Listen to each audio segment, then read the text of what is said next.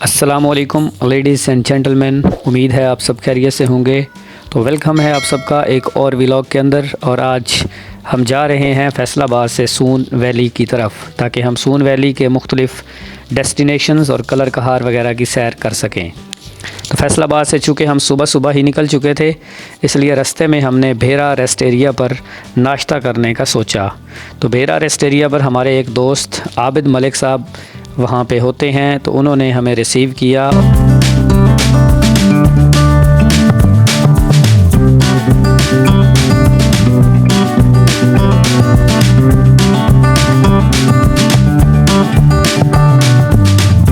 भेरा rest area में मौजूद चाय खाना की ब्रांच के मैनेजर हैं आबिद मलिक साहब, और ये हमारे पुराने दोस्तों में से एक हैं। तो इन्होंने हमें वहाँ पे हमारी मेज़बानी का शर्फ़ हासिल किया और हमें नाश्ता वगैरह करवाया। नाश्ता वगैरह करने और गपशप लगाने के बाद आबिद साहब के साथ पुरानी मेमोरीज़ को चंद लम्हात हमने रिवाइव किया, और उसके बाद कुछ देर उनके साथ गपशप लगाने के बाद हम आबिद साहब का शुक्रिया अदा करके वहाँ से अपनी नेक्स्ट मंज़िल की तरफ रवाना हो गए।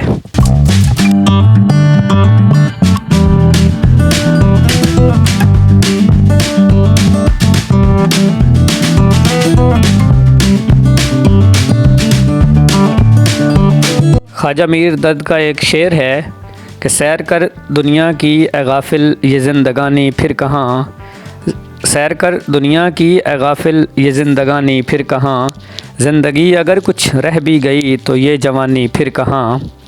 तो इसलिए हम कोशिश करते हैं कि मुख्तलिफ़ इलाक़ों को एक्सप्लोर करें और अपने आप को नेचर के जितना करीब ले जा सकें ले जाते हैं, ताकि कुछ अपनी रोज़मर्रा की मसरूफ़ियात में से, डिप्रेशन में से, इन सारी चीज़ों से निकल कर कुदरती मनाज़िर को एंजॉय किया जाए और अपने आप को रिफ़्रेश किया जाए। सून वैली में एंटर होते ही आपको एक टूटी फूटी रोड से होकर बनिस्बतन बेहतर रोड की तरफ जाना होता है। तो वो रोड काफ़ी हद तक ख़राब हो चुकी है, जो कि 8 से 10 किलोमीटर का पैच है। तो गवर्नमेंट से हमारी रिक्वेस्ट है कि वो इस पैच को बेहतर करे ताकि टूरिज़म प्रमोट हो सके। हमने तो खैर यही सोचा कि difficult roads often lead to beautiful destination. तो हम अपनी डेस्टिनेशन की तरफ रवां दवां हैं, और जो ही हम सून वैली में एंटर होते हैं तो यहाँ के मुख्तलिफ़ मकामात, जिनमें कन्हटी गार्डन, खब्बे की लेक, उछाली लेक हमारे जो मेन पॉइंट्स थे हमारी सैर के। सबसे पहले हमने फ़ैसला किया कि हम खब्बे की लेक जाएंगे और वहाँ उसको एक्सप्लोर करेंगे।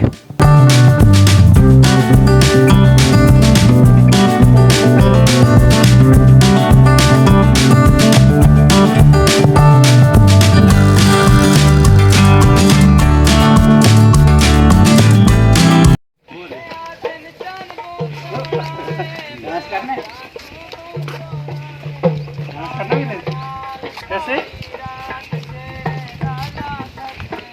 कल तेरा तो डांस करेगी ये गड्डी दिखा रहे थे।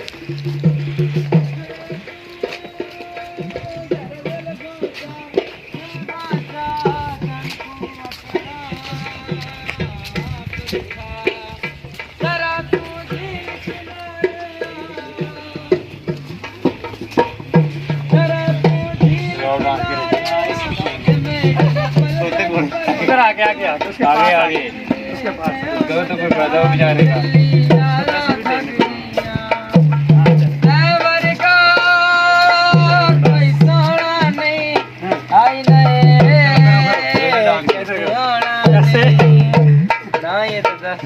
आलियान इधर इधर देख के इधर आपका डांस कर आलियान आलियान कोई बदले छायो नहीं ते जेल कबे कीते आलियान और यानी आलियान तू जेल किनारे और मंगदे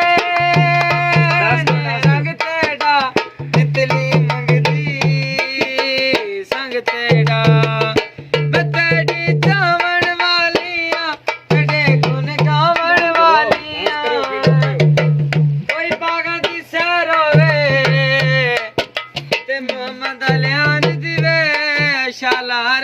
खैर होवे ए आ दिन चन मु सोना है आ तू मु सोना है तारे नाल सारे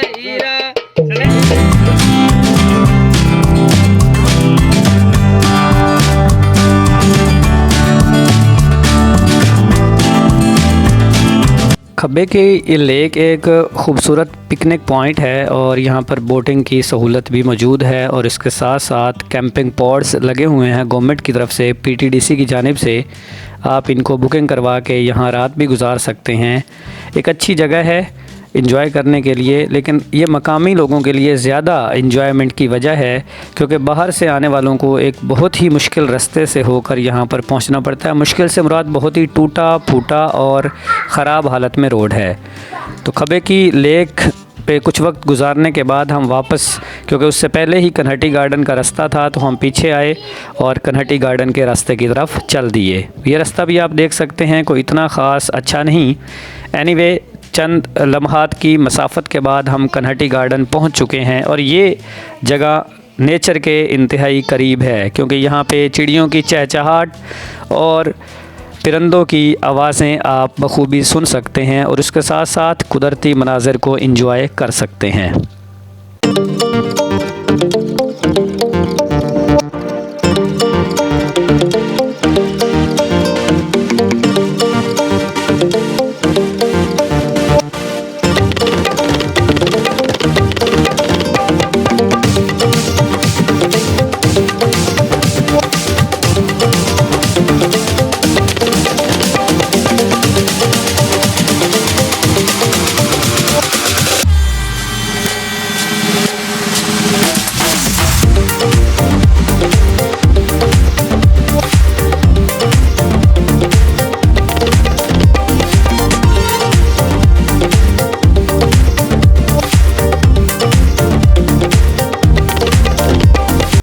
कन्हटी गार्डन में मुख्तलिफ़ अनवा व अक़साम के दरख्त, पौधे, फल, फूल मौजूद हैं और यहाँ आप नेचुरल ब्यूटी को बहुत ज़्यादा करीब से देख सकते हैं और यहाँ पे झरने और आबशारें और पानी के चश्मे भी मौजूद हैं।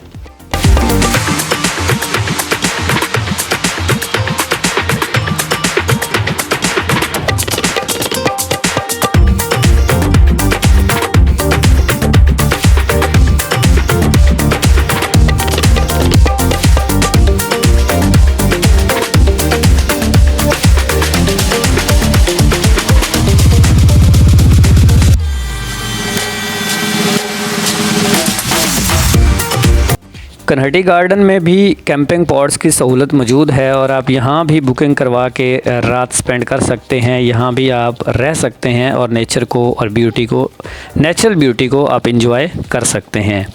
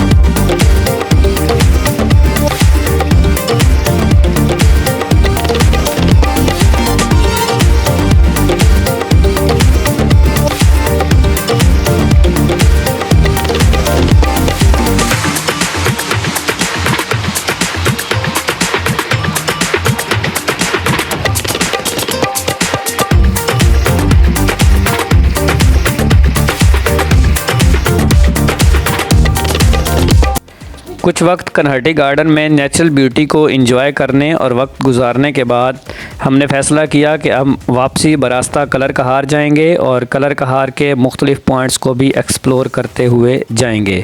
इस वक्त हम सोन वैली से निकलकर कलर कहार की तरफ रवाना हो चुके हैं और कलर कहार पहुंचने तक हमें भूख ने दोबारा सताया हुआ था, इसलिए हमने सोचा कि पहले खाने का कुछ सोचा जाए और उसके बाद हम इंजॉय करेंगे। तो हमने सोचा कि कलर कहार से बलकसर इंटरचेंज की तरफ जाएंगे और बलकसर से तलागंग जाते हुए आपको बहुत अच्छे अच्छे रेस्टोरेंट्स मिलते हैं।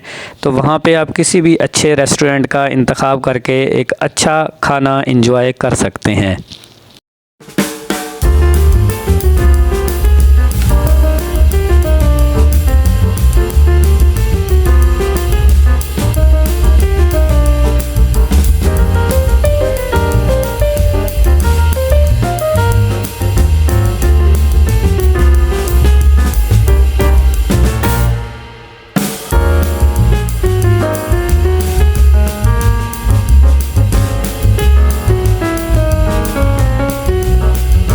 तो हमने यहाँ पर इंतखाब किया दीवाने ख़ास रेस्टोरेंट का। अच्छी इसकी प्रेजेंटेशन थी और अच्छा माहौल था। आप देख सकते हैं कि एक खूबसूरत एटमॉस्फेयर और एम्बियंस में हमने सोचा कि यहाँ पे हम खाना खाएंगे, लेकिन खाना हमें कोई बहुत अच्छी क्वालिटी का नहीं मिला जो हम एक्सपेक्ट कर रहे थे इस होटल से। एनीवे ओवरऑल होटल का जो एम्बियंस है, जो माहौल है, जो एटमॉस्फेयर है वो बहुत अच्छा था। बच्चों के लिए झूले लगाए हुए थे और उसके साथ साथ सीटिंग बहुत अच्छी थी। खाने की प्रेजेंटेशन भी अच्छी थी, लेकिन खाने का जो टेस्ट है वो कोई बहुत आउटस्टैंडिंग उस लेवल का नहीं था जिस लेवल का ये होटल था।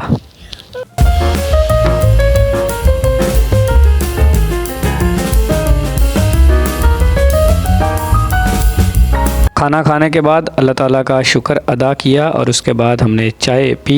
चाय पीने के बाद हमने होटल से अपना रखते सफ़र बांधा वापस कलर कहार की तरफ, क्योंकि अभी हमें वापसी कलर कहार थोड़ी देर रुकना था। वहाँ पे झूलों वगैरह पे बच्चों को ले जाना था और कुछ छोटी मोटी शॉपिंग करनी थी। इस वजह से होटल से हम रवाना हुए कलर कहार की तरफ।